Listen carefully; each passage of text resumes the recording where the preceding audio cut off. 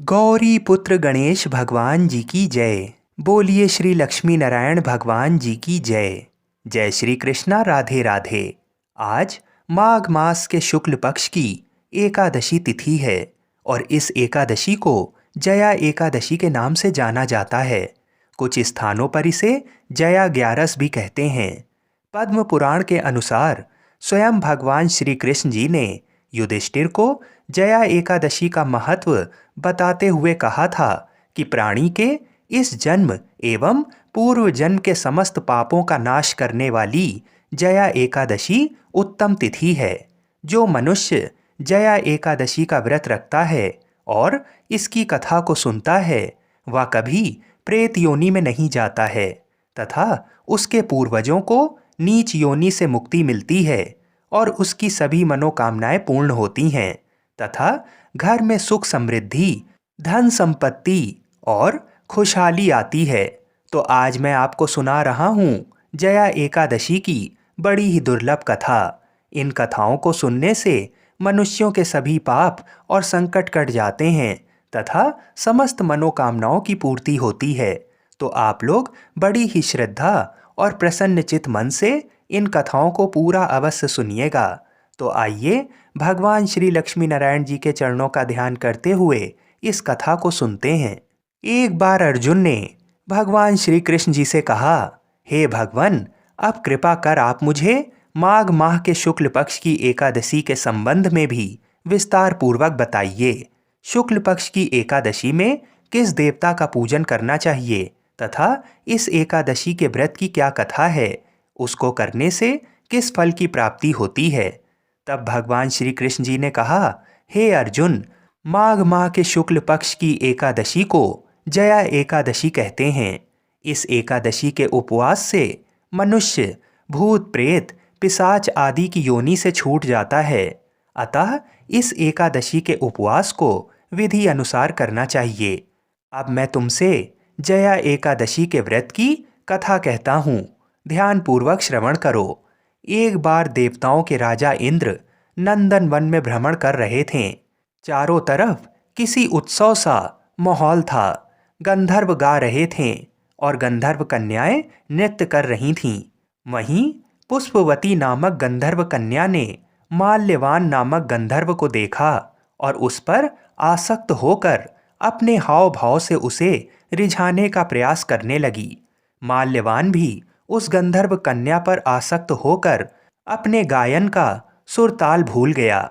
इससे संगीत की लय टूट गई और संगीत का सारा आनंद बिगड़ गया। सभा में उपस्थित देवगणों को ये बहुत बुरा लगा।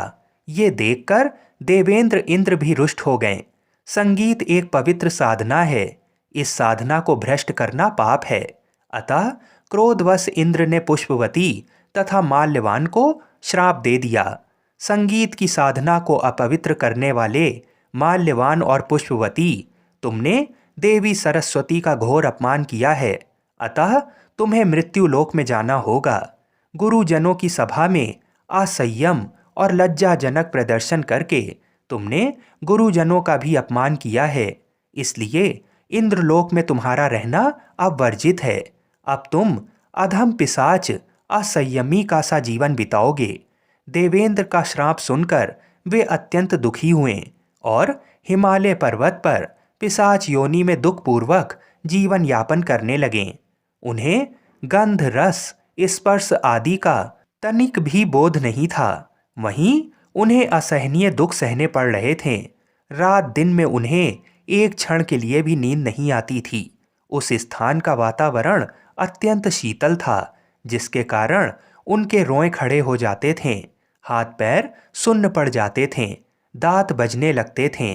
एक दिन उस पिशाच ने अपनी स्त्री से कहा, ना मालूम हमने पिछले जन्म में कौन से पाप किए हैं जिसके कारण हमें इतनी दुखदाई ये पिशाच योनि प्राप्त हुई है। पिशाच योनि से नरक के दुख सहना कहीं ज़्यादा उत्तम है। इसी प्रकार के अनेक विचारों को कहते हुए अपने दिन व्यतीत करने लगे। भगवान की कृपा से एक बार माघ के शुक्ल पक्ष की जया एकादशी के दिन इन दोनों ने कुछ भी भोजन नहीं किया और ना ही कोई पाप कर्म किया। उस दिन मात्र फल फूल खाकर ही दिन व्यतीत किया और महान दुख के साथ पीपल के वृक्ष के नीचे विश्राम करने लगे। उस दिन सूर्य भगवान अस्ताचल को जा रहे थे। वह रात इन दोनों ने एक दूसरे से सटकर बड़ी कठिनता से काटी। दूसरे दिन प्रातःकाल होते ही प्रभु की कृपा से इनकी पिशाच योनि से मुक्ति हो गई और पुनः अपने अत्यंत सुंदर अप्सरा और गंधर्व की देह धारण करके तथा सुंदर वस्त्रों तथा आभूषणों से अलंकृत होकर दोनों स्वर्गलोक को चले गए। उस समय आकाश में देवगण तथा गंधर्व इनकी स्तुति करने लगे। नागलोक में जाकर इन दोनों ने देवेंद्र इंद्र को दंडवत किया। देवेंद्र को भी उन्हें उनके रूप में देखकर महान विस्मय हुआ और उन्होंने पूछा, तुम्हें पिशाच योनि से किस प्रकार मुक्ति मिली, उसका पूरा वृतांत मुझे बताओ। देवेंद्र की बात सुन माल्यवान ने कहा, हे देवताओं के राजा इंद्र, श्री हरि की कृपा तथा जया एकादशी के व्रत के पुण्य से हमें पिशाच योनि से मुक्ति मिली है। इंद्र ने कहा, हे माल्यवान, एकादशी व्रत करने से तथा भगवान श्री हरि की कृपा से तुम लोग पिशाच योनि को छोड़कर पवित्र हो गए हो, इसलिए हम लोगों के लिए भी वंदनीय हो गए हो, क्योंकि शिव तथा विष्णु भक्त हम देवताओं के वंदना करने योग्य हैं। अतः आप दोनों धन्य हैं। अब आप प्रसन्नता पूर्वक देवलोक में निवास कर सकते हैं। हे अर्जुन, इस जया एकादशी के उपवास से नीच योनि से सहज ही मुक्ति मिल जाती है। जो मनुष्य इस एकादशी का व्रत कर लेता है उसने मानो सभी तप यज्ञ दान कर लिए हैं। जो मनुष्य श्रद्धा पूर्वक जया एकादशी का व्रत करते हैं वे अवश्य ही सहस्त्र वर्ष तक स्वर्ग में वास करते हैं। हे अर्जुन, जिस सभा में अपने से बड़े गुरुजन आदि उपस्थित हों वहाँ प्राणी को संयम और मर्यादा को बनाए रखना चाहिए ताकि गुरुजनों का अपमान ना हो, उनका सम्मान बना रहे। गुरुजनों का अपमान करने वाला मनुष्य घोर नरक का भागी होता है। बोलिए श्री लक्ष्मी नारायण भगवान की जय। बोलिए श्री राधा कृष्ण भगवान की जय। आइए अब मनोकामनाओं की पूर्ति करने वाली बड़ी ही दुर्लभ कथा को सुनते हैं। आइए अब बड़ी ही सुंदर कथा सुनते हैं। एक बार देवर्षि नारद जी वैकुंठ धाम गए। वहाँ उन्होंने भगवान श्री लक्ष्मी नारायण जी को नमन किया। नारद जी ने श्री हरि से कहा, प्रभु, पृथ्वी पर अब आपका प्रभाव कम हो रहा है। धर्म पर चलने वालों को कोई अच्छा फल नहीं मिल रहा है। जो पाप कर रहे हैं उनका भला हो रहा है। तब श्री हरि ने कहा, ऐसा नहीं है देवर्षि, जो भी हो रहा है सब नियति के जरिए हो रहा है। नारद जी बोले, मैं तो देख कर आ रहा हूँ, पापियों को अच्छा फल मिल रहा है और भला करने वाले धर्म के रास्ते पर चलने वाले लोगों को बुरा फल मिल रहा है। भगवान ने कहा, कोई ऐसी घटना बताओ। नारद जी ने कहा, अभी मैं एक जंगल से आ रहा हूँ। वहाँ एक गाय दलदल में फंसी हुई थी। कोई उसे बचाने वाला नहीं था। तभी एक चोर उधर से गुजरा। गाय को फंसा हुआ देखकर वह नहीं रुका। वह उस पर पैर रखकर दलदल लांघकर निकल गया। आगे जाकर चोर को सोने की मोहरों से भरी एक थैली मिली। थोड़ी देर बाद वहाँ से एक वृद्ध साधु गुजरा। उसने उस गाय को बचाने की पूरी कोशिश की। पूरे शरीर का जोर लगाकर उस गाय को बचा लिया, लेकिन मैंने देखा कि गाय को दलदल से निकालने के बाद वह साधु आगे गया तो एक गड्ढे में गिर गया और उसे चोट लग गई। प्रभु, बताइए ये कौन सा न्याय है? नारद जी की बात सुन लेने के बाद प्रभु बोले, ये सही ही हुआ है। जो चोर गाय पर पैर रखकर भाग गया था उसकी किस्मत में तो एक खजाना था, लेकिन उसके इस पाप के कारण उसे केवल कुछ मोहरें ही मिलीं। वहीं उस साधु को गड्ढे में इसलिए गिरना पड़ा क्योंकि उसके भाग्य में मृत्यु लिखी थी, लेकिन गाय को बचाने के कारण उसके पुण्य बढ़ गए और उसकी मृत्यु एक छोटी सी चोट में बदल गई। इंसान के कर्म से उसका भाग्य तय होता है, इसलिए अच्छे कर्म करना कभी भी नहीं छोड़ना चाहिए। ये सुनकर नारद जी बहुत प्रसन्न हुए और भगवान श्री लक्ष्मी नारायण जी की जय जयकार करते हुए वैकुंठ से चल दिए। बोलिए श्री लक्ष्मी नारायण भगवान की जय। एक बार माता लक्ष्मी भगवान विष्णु जी से पूछती हैं, हे स्वामी, तुलसी के पास दीपक जलाने का क्या महत्व है और रोज शाम को तुलसी के पास दीपक क्यों जलाया जाता है?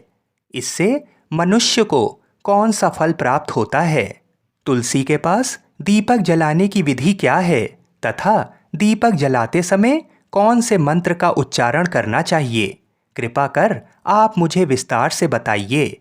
तब भगवान विष्णु जी कहते हैं, हे देवी, आज आपने समस्त मानव जाति के कल्याण के लिए बहुत ही महत्वपूर्ण प्रश्न किया है। आपके इस प्रश्न का उत्तर देने से पूर्व मैं आपको एक प्राचीन कथा सुनाता हूँ, जिससे आपको सभी प्रश्नों के उत्तर मिल जाएंगे। इसलिए आप इस कथा को ध्यानपूर्वक सुनिए। इस कथा को ध्यान से पूरा सुनने मात्र से ही मनुष्य को 100 वर्षों तक तुलसी के पास दीपक जलाने का पुण्य प्राप्त होता है। फिर माता लक्ष्मी कहती हैं, हे स्वामी, मैं इस कथा को सुनने के लिए उत्सुक हूँ। कृपा आप इस कथा को सुनाना प्रारंभ कीजिए। तब भगवान विष्णु माता लक्ष्मी को वह कथा सुनाने लगते हैं। हे देवी, पूर्व काल की बात है। दक्षिण दिशा में तुंगभद्रा नाम की एक बहुत बड़ी नदी है। इस नदी के किनारे पर हरिहरपुर नाम का एक अत्यंत सुंदर नगर बसा हुआ था। उसी नगर में काशी नाम के एक ब्राह्मण निवास करते थे। वे अत्यंत गुणवान, चरित्रवान, धर्म कार्य करने वाले तथा वेदों के मार्ग पर चलने वाले थे। उन्होंने समस्त शास्त्र का अध्ययन किया हुआ था। उस ब्राह्मण की एक पत्नी थी, जिसे लोग दुराचारणी कहकर पुकारते थे, क्योंकि उसके कर्म ही उसके नाम के अनुसार थे। वह सदैव ही अपने पति को अपमानित करती थी। वह अपने पति के लिए कुवाच्य कहती थी, पति को भयंकर दुख देती थी, पति के लिए कभी भोजन नहीं बनाती थी। उसने अपने पति के साथ कभी शयन नहीं किया, कभी उसके साथ प्रेम से व्यवहार नहीं किया। पति के मित्र, परिवार के लोग घर पर आते तो वह स्त्री उनको अपमानित करके भगा दिया करती थी और स्वयं काम भाव से उन्मत्त होकर निरंतर अन्य व्यभिचारिणी स्त्रियों के साथ घूमा करती थी। उसका मन पति को छोड़कर पराये पुरुषों में लगा रहता था। उसने कभी अपने पति से प्रेम से बात नहीं की, किंतु पराये पुरुषों के संग बैठकर बातें किया करती थी। पराये पुरुषों को मोहित करने के लिए सज धज कर गाँव में घूमने जाया करती थी। कभी वह वन में किसी वृक्ष के नीचे खड़ी रहकर सुंदर पुरुषों की राह देखने लगती और किसी दुष्ट पुरुष को मोहित करके उसके संग भोग विलास किया करती थी। फिर एक दिन वह दुराचारिणी स्त्री वन में जाकर एक वृक्ष के नीचे खड़ी हो गई। उसका चित्त काम से भरा हुआ था। वह किसी सुंदर कामी पुरुष की राह देख रही थी, किंतु बहुत समय निकलने के बाद भी उस स्थान पर कोई पुरुष नहीं आया। इसलिए वह अत्यंत दुखी हो गई और प्रियतम की खोज में इधर उधर देखने लगी। उस दिन उसका सारा परिश्रम व्यर्थ हो गया। वहां पर खड़ी होकर वह नाना प्रकार की बातें कहकर विलाप करने लगी। आज तो इस मार्ग में कोई भी सुंदर पुरुष नहीं आया। अब मैं कैसे अपने काम वासना को शांत करूं? वह जोर जोर से विलाप करने लगी। उस जंगल में एक भयानक बाघ निवास करता था। उस पापिनी स्त्री की आवाज़ सुनकर वह जाग गया और उछलकर उस स्त्री का भक्षण करने के लिए उसके पास आ गया। उस भयंकर बाघ को देखकर उस स्त्री के पसीने छूटने लगे। वह भय से थर थर कांपने लगी। वह स्त्री कुछ करती, इतने में ही उस बाघ ने अपने पंजे से उसे घायल कर दिया और वह स्त्री जमीन पर गिर पड़ी। जमीन पर गिरते ही वह स्त्री चिल्लाते हुए बोली, अरे बाघ, तू किस लिए यहाँ पर आया है? मुझे क्यों मार रहा है? तुम मुझे छोड़ दो। मेरा भक्षण करके तुम्हें क्या मिलेगा?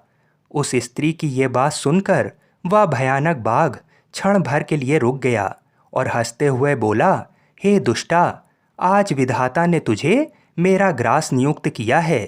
तुझ जैसी पापनी स्त्री का भक्षण करना ही मेरा काम है, तभी तुझे इस शरीर से मुक्ति मिलेगी।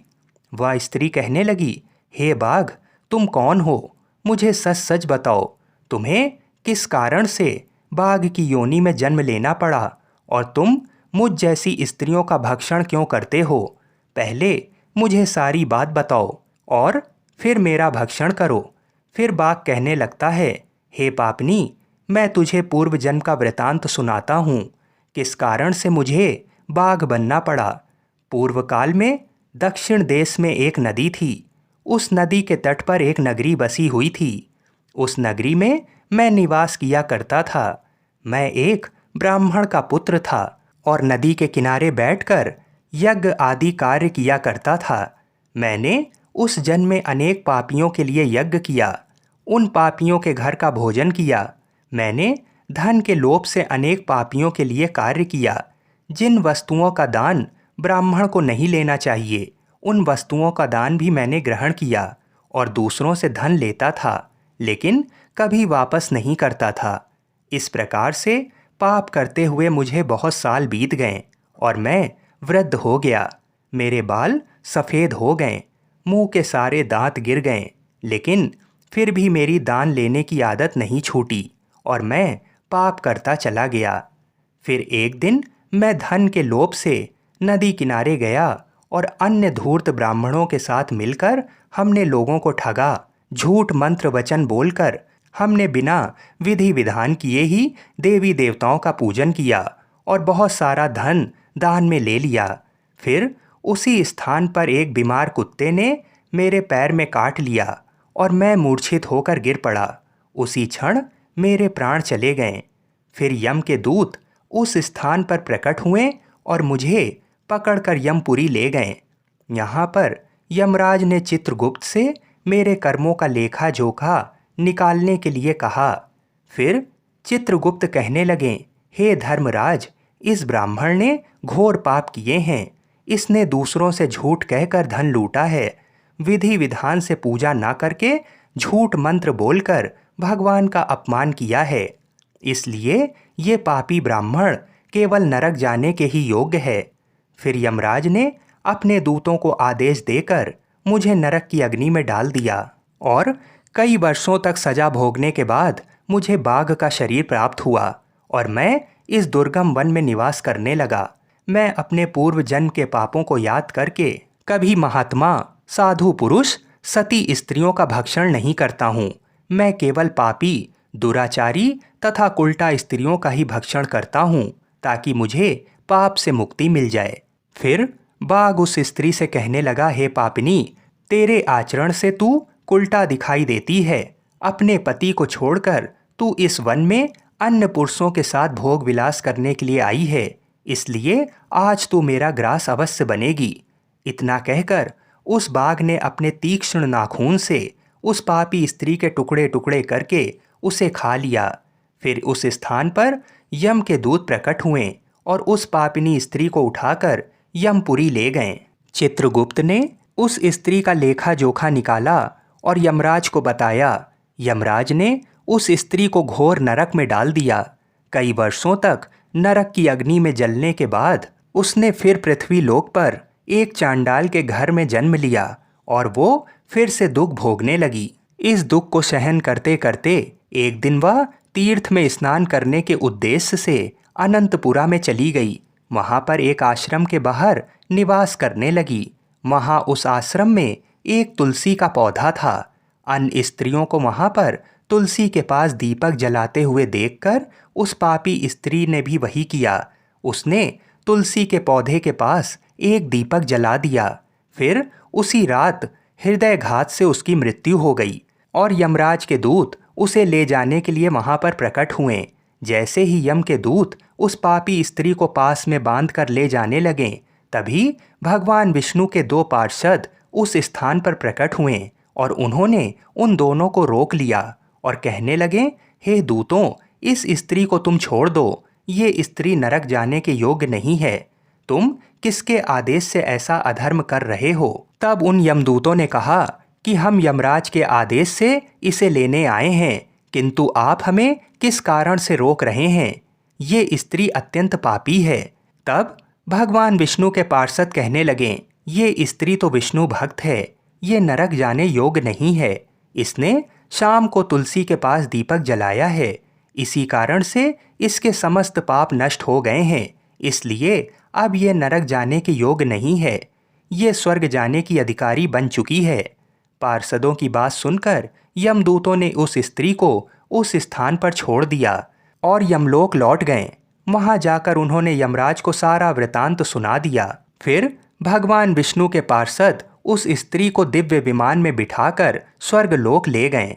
भगवान विष्णु कहते हैं, हे देवी, इस प्रकार से तुलसी के पास केवल दीपक जलाने मात्र से ही मनुष्य के सभी पाप नष्ट हो जाते हैं। जो स्त्री नित्य शाम को तुलसी के पास दीपक जलाती है वह सौभाग्यशाली बनती है, उसके पूर्व जन्मों के सभी पाप नष्ट हो जाते हैं, उसे सुख समृद्धि की प्राप्ति होती है। भगवान विष्णु कहते हैं, हे देवी, हजारों अमृत के घड़ों से नहलाने पर भी श्री हरि विष्णु को उतनी तृप्ति नहीं होती जितनी वे मनुष्यों के द्वारा तुलसी का एक पत्ता चढ़ाने से प्राप्त करते हैं। 10,000 गौदान से मानव जो फल प्राप्त करता है वही फल तुलसी पत्र के दान से पा लेता है। जो मृत्यु के समय अपने मुख में तुलसी पत्र का जल पा लेता है वह संपूर्ण पापों से मुक्त होकर भगवान श्री हरि विष्णु के धाम जाता है। हिंदू धर्म में तुलसी के पौधे का महत्व सबसे अधिक है। इसकी सबसे पहले पूजा भगवान विष्णु जी ने की थी। भगवान विष्णु कहते हैं, जिस प्रकार से देवी लक्ष्मी से वैकुंठ को ऐश्वर्य प्राप्त है, उसी प्रकार से वैकुंठ में तुलसी के कारण ही पवित्रता प्राप्त है। पृथ्वी लोक पर जिस स्थान पर भी तुलसी का पौधा होता है उस स्थान पर कभी बुराई का वास नहीं होगा। ऐसा स्थान सबसे अधिक पवित्र होगा। इसी कारण से हमें हमारे घर में तुलसी का पौधा अवश्य लगाना चाहिए। इस प्रकार से भगवान विष्णु ने तुलसी के पास दिया जलाने का महत्व बताया। बोलिए श्री लक्ष्मी नारायण भगवान की जय। बोलिए श्री तुलसी शालीग्राम जी की जय। बोलिए श्री बद्रीनाथ जी की जय। आइए अब बड़े ही प्रेम से एकादशी माता की कथा को सुनते हैं। इस कथा को सुनने से ही एकादशी का व्रत पूर्ण माना जाता है। एक बूढ़ी माँ ने एक बार एकादशी का व्रत रखा। बड़ा ही भाव भक्ति से पूजा अर्चना की। उन्हें वृद्धावस्था में क्या बाधा थी, वे तो अपने पुत्र पौत्रों की सुख सुविधा के लिए व्रत रखने लगी थीं। वे दिन भर तो जरा कठोर मन करके अपनी प्यास को रोके रहीं। दिन में पूजा पाठ किया, कथा सुनी और पंडित जी को मिट्टी के पात्र में भरकर पानी और ऋतुफल दान में दिए। दोना भर भर के बूरा शक्कर वितरण किया।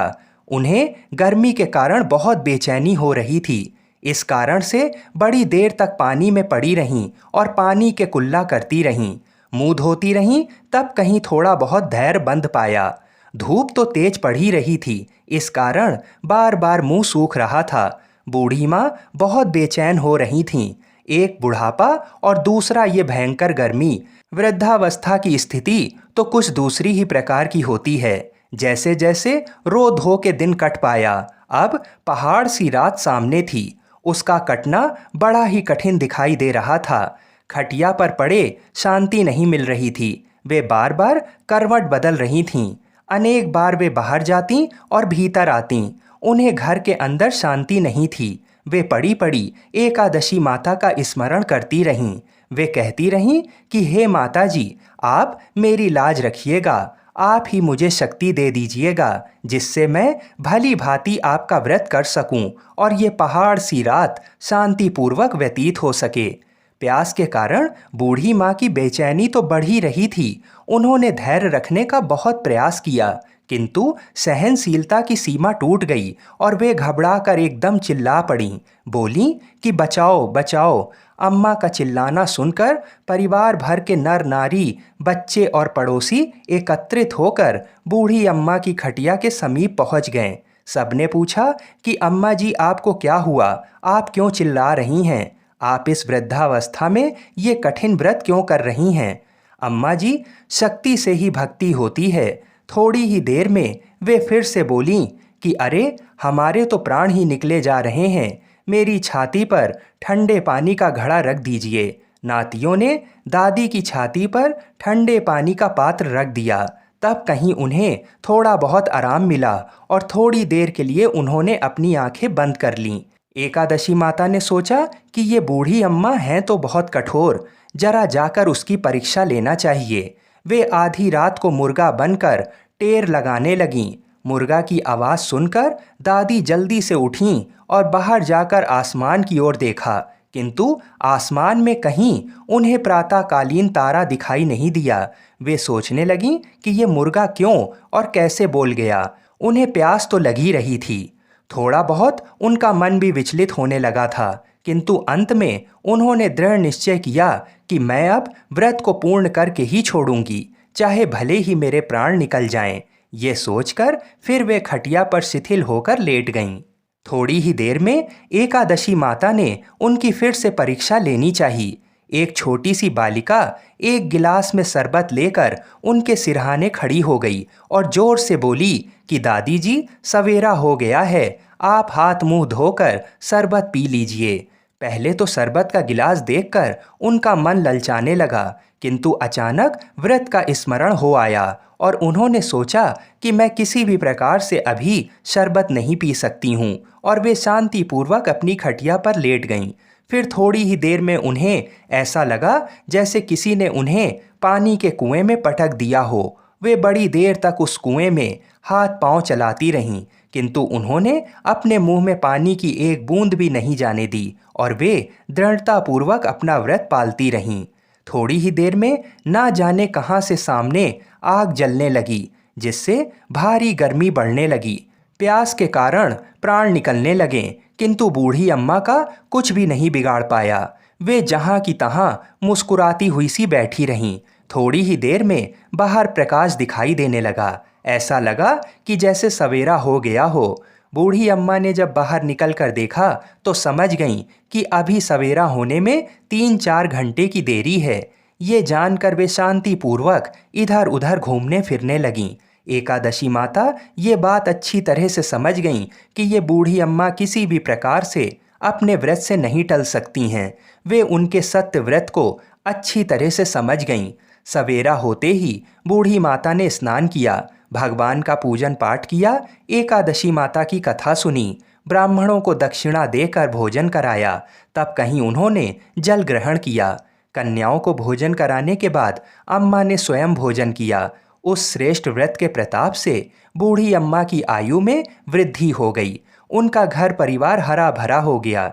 घर में अब उनके कोई अभाव नहीं रहा। वे हर तरह के सुख साधनों से संपन्न हो गईं। नाती नातिनों से उनका घर भर गया और वे उसी दिन से 12 महीने की एकादशी का व्रत करने लगीं। एकादशी माता के व्रत के प्रताप से इस संसार में हर प्रकार के सुख भोग कर अंत में वैकुंठ धाम को चली गईं। जैसे एकादशी माता ने बूढ़ी माता और उनके परिवार को हरा भरा किया, ऐसे ही एकादशी माता हम सभी की मनोकामनाओं को पूर्ण करें। बोलिए श्री लक्ष्मी नारायण भगवान की जय। आइए अब बड़ी ही श्रद्धा और प्रसन्न चित मन से इस मनोकामना को पूरी करने वाली कथा को सुनते हैं। सावर्णी मुनि की पुत्री तुलसी अपूर्व सुंदरी थीं। उनकी इच्छा थी कि उनका विवाह भगवान नारायण के साथ हो। इसके लिए उन्होंने नारायण पर्वत की घाटी में स्थित बद्री वन में घोर तपस्या की। दीर्घ काल तक तपस्या के उपरांत ब्रह्मा जी ने प्रसन्न होकर दर्शन दिया और वर मांगने को कहा। तुलसी जी ने कहा, सृष्टिकर्ता ब्रह्मदेव, आप अंतर्यामी हैं, सबके मन की बात जानते हैं। फिर भी मैं अपनी इच्छा आपसे बताती हूँ। मैं चाहती हूँ कि भगवान श्री नारायण मुझे पति रूप में मिलें। ब्रह्मा जी ने कहा, तुम्हारा अभीष्ट तुम्हें अवश्य मिलेगा। अपने पूर्व जन्म में किसी अपराध के कारण तुम्हें श्राप मिला है। इसी प्रकार भगवान श्री नारायण के एक पार्षद को भी दानव कुल में जन्म लेने का श्राप मिला है। दानव कुल में जन्म लेने के बाद भी उसमें नारायण का अंश विद्यमान रहेगा। इसलिए इस जन्म में पूर्व जन्म के पाप के शमन के लिए संपूर्ण नारायण तो नहीं मिलेंगे, लेकिन नारायण के अंश से युक्त दानव कुल जन्मे उस शापग्रस्त पार्षद से तुम्हारा विवाह होगा। शाप मुक्त होने पर भगवान श्री नारायण सदा सर्वदा के लिए तुम्हारे पति हो जाएंगे। तुलसी ने ब्रह्मा के इस वर को स्वीकार किया क्योंकि मानव कुल में जन्म के कारण उस मायावी भोग को तो भोगना ही था। तुलसी बद्री वन में ही रहने लगी। नारायण का वह पार्षद दानव कुल में जलंधर के नाम से पैदा हुआ था। कुछ दिनों बाद वह भ्रमण करता हुआ बद्री वन में आया। यहाँ तुलसी को देखते ही वह उस पर मंत्रमुग्ध हो गया। तुलसी के सामने उसने अपने विवाह का प्रस्ताव रखा। इतने में ही महाब्रह्मा जी आ गए और तुलसी से कहा, तुलसी, जलंधर को देखो, कैसा देवोपम उसका स्वरूप है। दानव कुल में जन्म लेने के बाद भी लगता है जैसे इसके शरीर में नारायण का वास हो। तुम प्रस्ताव को सहर्ष स्वीकार कर लो। तुलसी को भी लगा कि उसकी तपस्या पूर्ण हुई, उसे इच्छित फल मिला है। जलंधर के साथ उसका गंधर्व विवाह हो गया और वह जलंधर के साथ उसके महल में पत्नी बनकर आ गई। जलंधर ने अपनी परम सुंदरी सती साध्वी पत्नी तुलसी के साथ बहुत दिनों तक राज्य किया। उसने अपने राज्य का इतना विस्तार किया कि देवलोक तक उसके अधिकार में आ गया। स्वर्ग का सुख भोगने वाले देवताओं की दशा भिखारियों जैसी हो गई। जलंधर किसी को कष्ट नहीं देता था, पर अधिकार और राज्य छिन जाने से सारे देवता मिलकर ब्रह्मा, विष्णु और शिव जी की सभा में गए तथा अपनी विपत्ति सुनाई। ब्रह्मा जी ने कहा, तुलसी परम साध्वी हैं, उसका विवाह जलंधर से मैंने ही कराया था। जलंधर को तब तक नहीं हराया या मारा जा सकता जब तक तुलसी को ना छला जाए। विष्णु जी ने कहा, जलंधर पूर्व जन्म में मेरा पार्षद था। श्राप के कारण उसे दैत्य कुल में जन्म लेना पड़ा। इस जन्म में भी मेरा अंश उसमें व्याप्त है। साथ ही तुलसी के पतिव्रत धर्म से वह अजय है। फिर देवताओं की सहमति से भगवान शिव ने जलंधर के पास संदेश भेजा कि या तो वह देवताओं को राज्य लौटा दे या फिर उनसे युद्ध करे। जलंधर शंकर के पास पहुंचा। उसने कहा, देवाधिदेव, आपके लिए देवताओं का पक्ष लेना उचित नहीं है। राज्य बढ़ाना हर राजा का कर्तव्य है। मैं किसी को दुखी नहीं कर रहा हूँ। देवताओं से कहिए कि वे मेरी प्रजा बनकर रहे। मैंने आपका कोई भी अपमान नहीं किया है। हमारा आपका युद्ध शोभा नहीं देता है। अगर आप हार गए तो बड़ी लज्जा की बात होगी। मैं हार गया तो आपकी कीर्ति बहुत अधिक नहीं बढ़ेगी। भगवान शंकर फिर हंसने लगे। वे तो सब रहस्य समझते थे। तुलसी और जलंधर के पूर्व जन्म के श्राप की अवधि लगभग पूरी हो चुकी थी। फिर शंकर जी बोले, इसमें कीर्ति और लज्जा की बात नहीं है। तुम देवों को राज्य लौटाकर उन्हें उनके पद पर प्रतिष्ठित होने दो। युद्ध से बचने का यही एक उपाय है। जलंधर ने कहा, मैंने युद्ध के बल से देवलोक जीता है। कोई उसे युद्ध के द्वारा ही वापस ले सकता है। ये मेरा अंतिम उत्तर है। अब मैं जा रहा हूँ। ऐसा कहकर जलंधर चला गया। उसने अपनी पत्नी तुलसी को सारी बातें बताईं और कहा, कर्म भोग सब काल सूत्र में बंधा है। जीवन में हर्ष, शोक, भय, सुख, दुख, मंगल, अमंगल काल के अधीन है। हम तो केवल निमित्त हैं। संभव है भगवान शिव देवों का पक्ष लेकर मुझसे युद्ध करें। तुम चिंता मत करना, तुम्हारा सती तेज मेरी रक्षा करेगा। दूसरे दिन भगवान शंकर के नेतृत्व में देवताओं ने युद्ध छेड़ दिया। जलंधर ने भीषण बाणों की वर्षा कर उनका वेग रोका। उसके प्रहार से देवता डगमगाने लगे। उसने दानवी शक्ति का प्रयोग कर मायावी युद्ध आरंभ किया। युद्ध स्थल पर वह किसी को भी दिखाई नहीं देता था, पर उसके अस्त्र शस्त्र प्रहार कर देवों को घायल कर रहे थे। देवगण अपने अस्त्र चलाएं तो किस पर चलाएं, क्योंकि कोई शत्रु सामने था ही नहीं। कई दिनों तक इस तरह भयंकर युद्ध चला। जलंधर पराजित नहीं हुआ। तब शिव जी ने विष्णु से कहा, विष्णु, कुछ तो उपाय करो, अन्यथा मेरा तो सारा यश मिट्टी में मिल जाएगा। विष्णु जी ने सोचा, बल से तो जलंधर को हराया नहीं जा सकता, इसलिए छल का सहारा लेना ही पड़ेगा। उन्होंने तुरंत अपना स्वरूप जलंधर जैसा बनाया और अस्त्र शस्त्र से सुसज्जित हो तुलसी जी के पास पहुंच गए। बोले, प्रिय, मैं युद्ध जीत गया। सारे देवता भगवान शंकर समेत हार गए। इस खुशी में आओ, मैं तुम्हें अपने अंग से लगा लूं। पति को प्रत्यक्ष खड़ा देख तथा विजय का समाचार सुन वह दौड़कर मायावी जलंधर के गले से लिपट गई। इस प्रकार पति पत्नी दोनों ने आलिंगन हो खूब खुशी मनाई। पर पुरुष के साथ इस प्रकार के व्यवहार से उसका सती तेज नष्ट हो गया। उसका सती तेज जो जलंधर की कवच के रूप में रक्षा कर रहा था, वह कवच नष्ट हो गया। जलंधर शक्तिहीन हो गया। ये जानते ही भगवान शंकर ने अपने त्रिशूल से प्रहार किया। त्रिशूल के लगते ही जलंधर जलकर भस्म हो गया। जलंधर के मरने को जानकर विष्णु अपने असली रूप में आ गए। सामने अपने पति जलंधर के स्थान पर भगवान विष्णु को खड़ा देख तुलसी बहुत विस्मित हुई। उसको पता लग गया कि स्वयं नारायण ने उसके साथ छल किया है। क्रोध में आकर तुलसी जी ने श्राप दिया, एक सती स्त्री का सतीत्व भंग करने के अपराध में तुम हृदयहीन पत्थर हो जाओ। विष्णु जी ने तुलसी के श्राप को सिरोधार्य कर कहा, देवी तुम्हारे तथा जलंधर के कल्याण के लिए मुझे ऐसा करना पड़ा। तुम दोनों को श्राप मुक्त करना था। तुम भी अब अपना शरीर त्याग कर तुलसी बिरवा के रूप में जन्म लोगी और मेरी पूजा तुलसी दल से होगी। मैं शालीग्राम पत्थर बनूंगा, मेरे शीश पर तुम आदर से विराजमान होगी। तुम्हारे पति की हड्डियों के चूर्ण से शंख की उत्पत्ति होगी। उस शंख ध्वनि से देवताओं तथा मेरी पूजा आराधना होगी। जहाँ शंख ध्वनि होगी वहाँ मंगलमय मैं विराजमान रहूँगा। तुमने पूर्व जन्म में बद्री वन में मुझे पाने के लिए बड़ी तपस्या की थी। अब अगले जन्म में मैं नारायण प्रस्तर के रूप में बद्रीनाथ वन में स्थापित होऊंगा और मेरी पूजा अर्चना फल फूल से न होकर तुम्हारी तुलसी दल से होगी। मेरे शीश पर विराजमान होकर तुम मुझसे भी ऊंचा पद प्राप्त करोगी। बोलिए श्री लक्ष्मी नारायण भगवान की जय। बोलिए श्री तुलसाजी शालीग्राम जी की जय। जय श्री राधे कृष्ण।